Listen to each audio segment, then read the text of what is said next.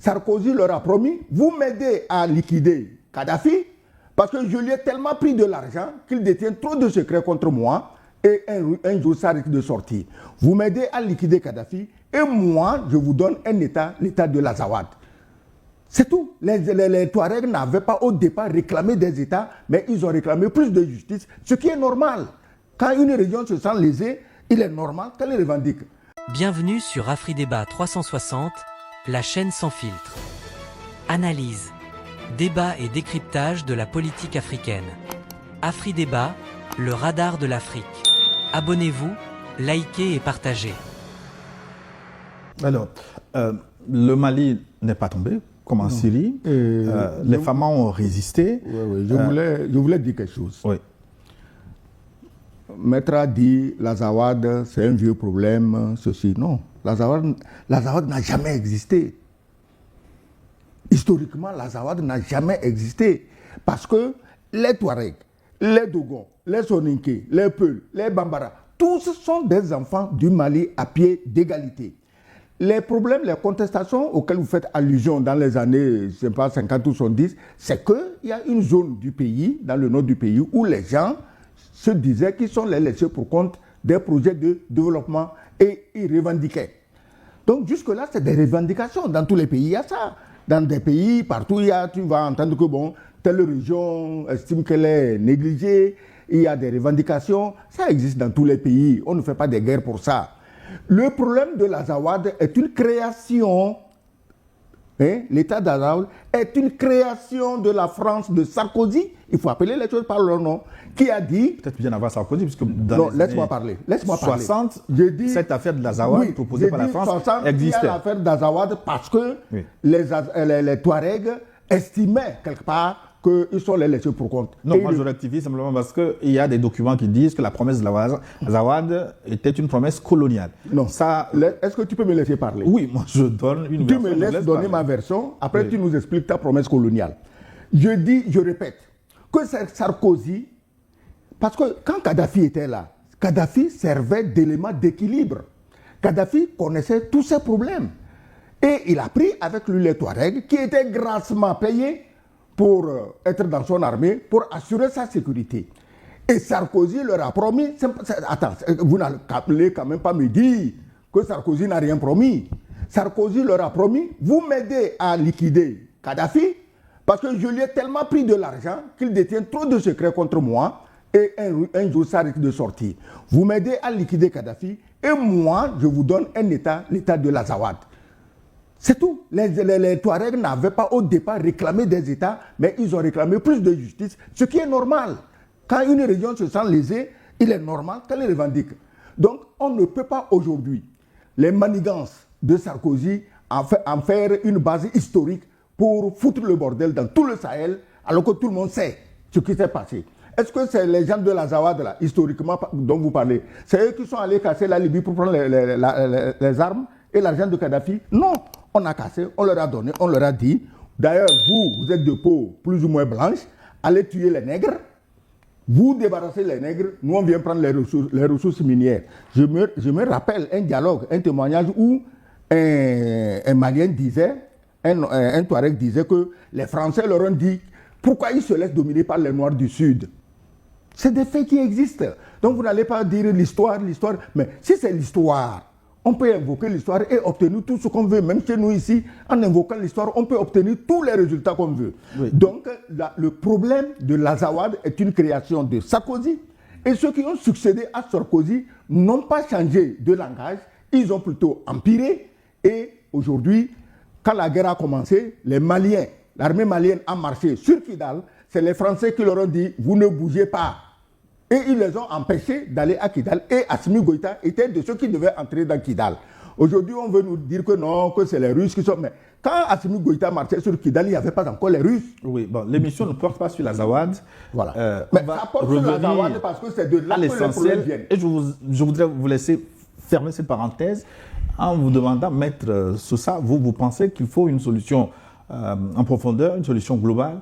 Comment résoudre ce conflit selon vous? Absolument, il faut une solution globale. Parce que vous savez, toutes les guerres du monde se sont terminées d'abord sur un tas de cadavres et après dans des salles climatisées autour d'une table où le champagne a coulé, mais malheureusement, ceux qui ont fait la guerre et qui ont donné leur vie ne sont pas ceux qui signent les accords de paix. C'est ça le problème. Donc à un moment donné, il faudrait penser à d'autres solutions pour régler le problème, parce qu'il s'agit d'un souci entre Maliens et Maliens. C'est-à-dire que même les gens du JNIM, la plupart d'entre eux sont encore des Maliens.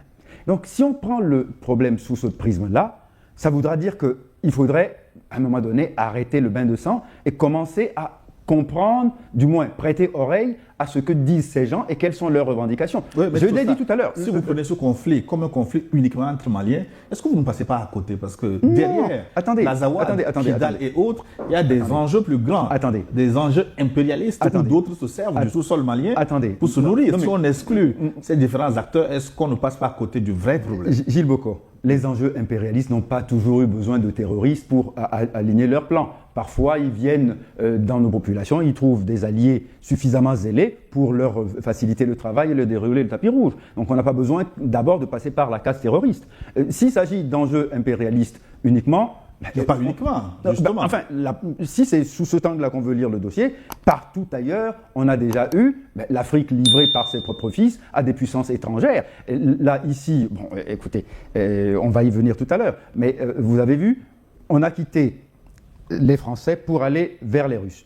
Et puis finalement, on a vu ce qui s'est passé. On a vu que finalement, l'armée ou les éléments russes qui étaient censés assurer la sécurité avec nous à Kidal, quand je dis nous, je m'inclus volontiers, parce que bon, là, on est en train de faire la guerre dans dans une salle climatisée, sur un plateau de télévision. Mais ceux qui étaient là ont pu comprendre que les forces en présence ne permettaient pas d'envisager le succès de l'armée malienne. Donc, les Russes ont préféré un repli.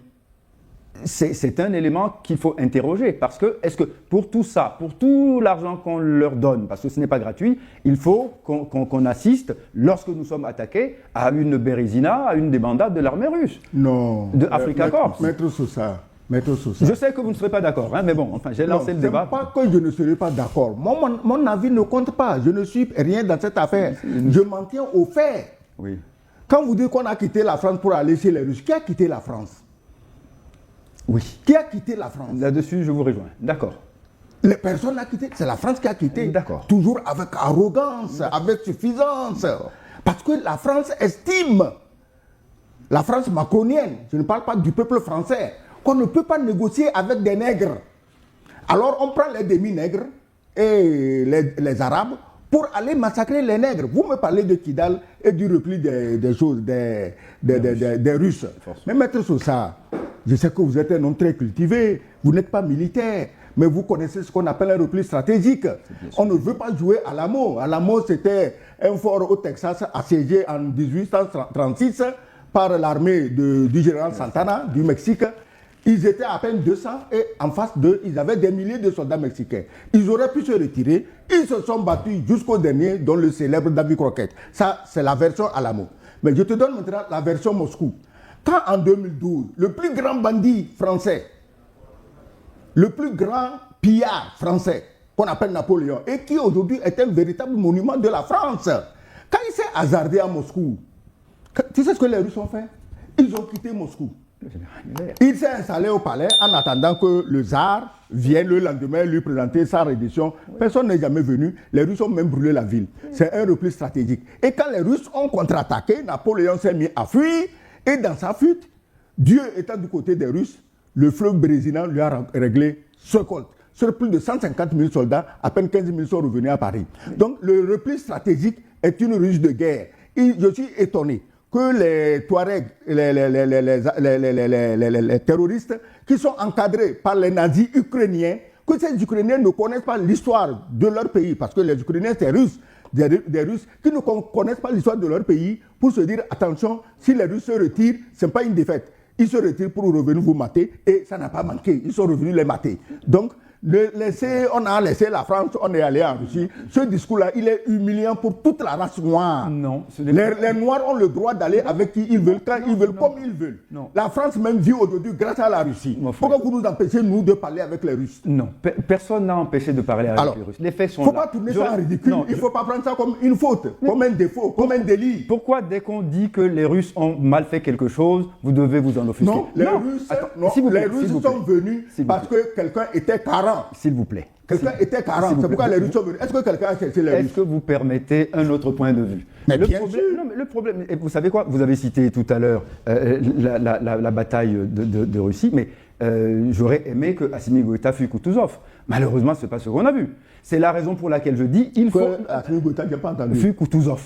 Le général Kutuzov. Kutuzov, oui. oui. Non, c'est pas ce qu'on a vu. Donc, si vous voulez, je veux qu'on laisse les comparaisons à l'histoire et qu'on ne mélange pas les gens. C'est pas parce qu'il y a des Russes quelque part qu'ils ont tous la sagesse stratégique et la force de frappe de Kutuzov. Bref, qu'est-ce que les Russes ont fait de mauvais? Qu'est-ce que vous leur reprochez? Je ne dis pas qu'ils ont fait quelque chose de mauvais. Qu'est-ce que vous leur reprochez dans cette affaire? Quand on dit qu'il y a eu une reprise stratégique, je veux bien que ce soit une reprise stratégique, mais ça voulait dire que l'appui militaire russe était aussi insuffisant. C'est bien ce dont il s'agit. Les Russes ne sont pas venus envahir le Mali. Ils n'avaient pas déplacé toute l'armée russe au Mali. On les a appelés en force de coopération militaire. Oui. C'est bien ce que je dis. Donc ils ont été insuffisants. Il n'y avait pas d'autres coopérations militaires au Mali quand les terroristes ont occupé le pays. Mais cette fois-ci, ils ont été insuffisants.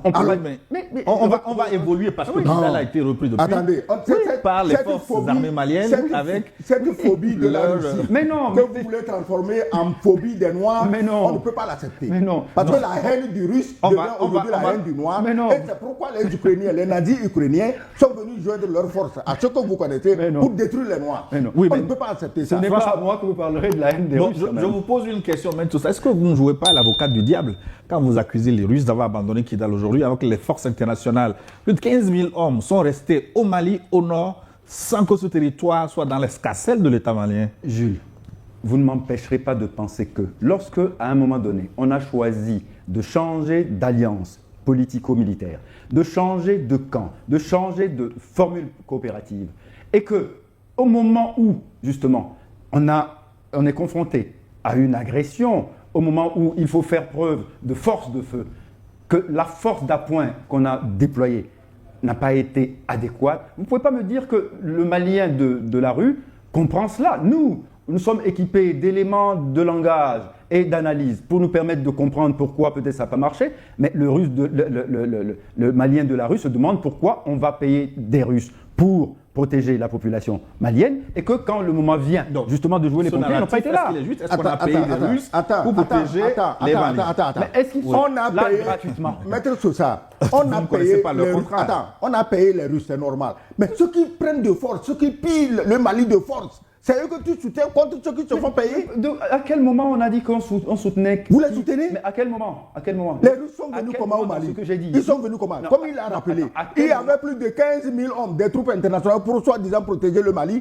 On a donné le nord du Mali aux terroristes qui se disent Azawad. Les Touaregs sont des Maliens à part entière.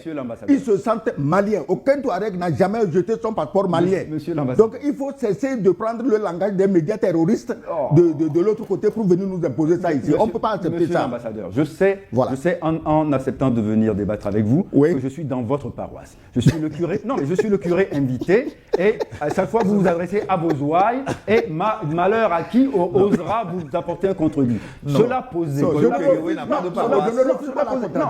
que moi j'apprends beaucoup à travers les contradictions. Cela posé. J'apprends. Quand vous parlez, je vous écoute, j'apprends. C'est-à-dire qu'à chaque fois qu'on veut on veut exprimer une nuance, une contradiction, vous renvoyez les gens aux médias, etc. Non, je ne suis pas de cet appel-là.